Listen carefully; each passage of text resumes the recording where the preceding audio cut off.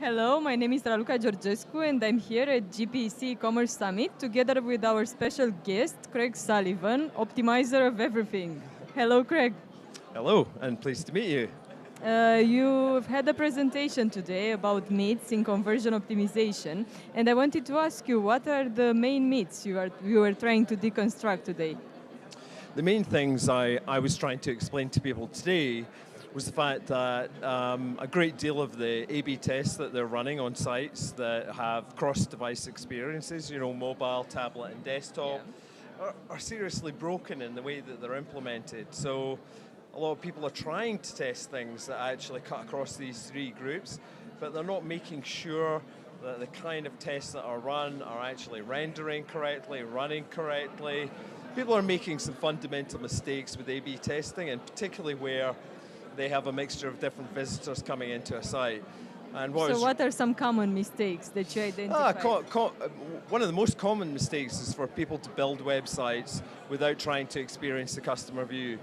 A great deal of the companies I've worked with recently, a lot of the senior staff, have never looked on a tablet or a mobile at their own website. They've never called the phone number, they've never used the service, they've never sent an email and tried to get support.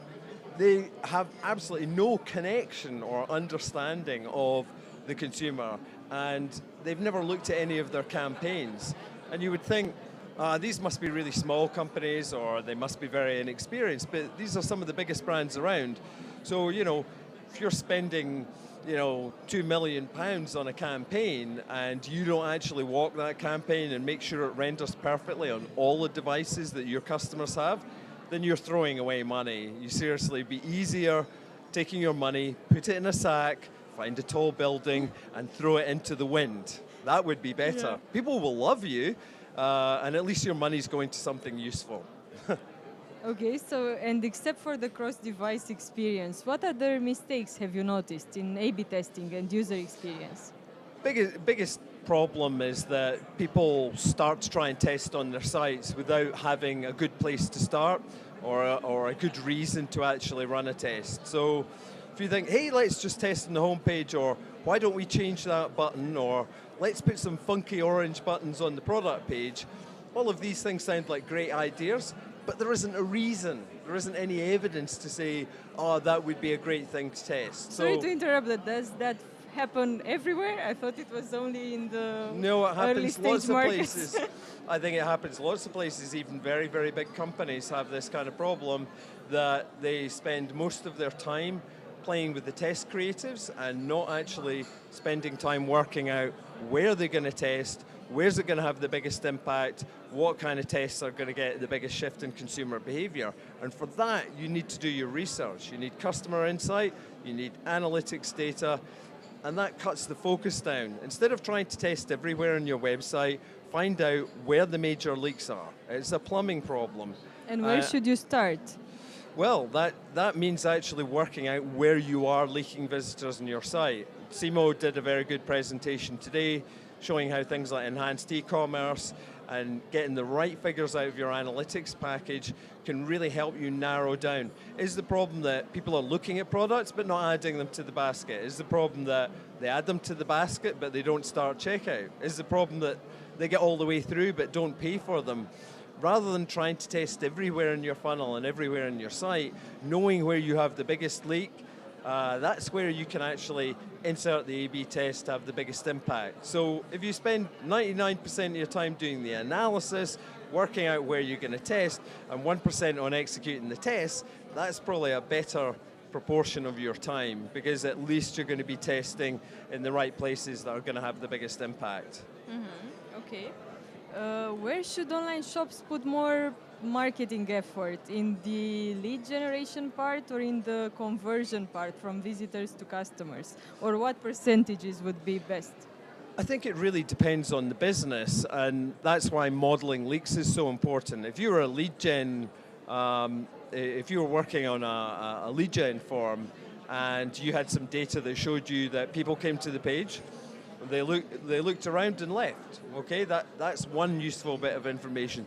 But what if everybody came and filled out half of the lead gen form, but when they got to the phone number field, they all left? Okay, that's very different from just trying to optimize for lead gen, because your lead gen is not my lead gen.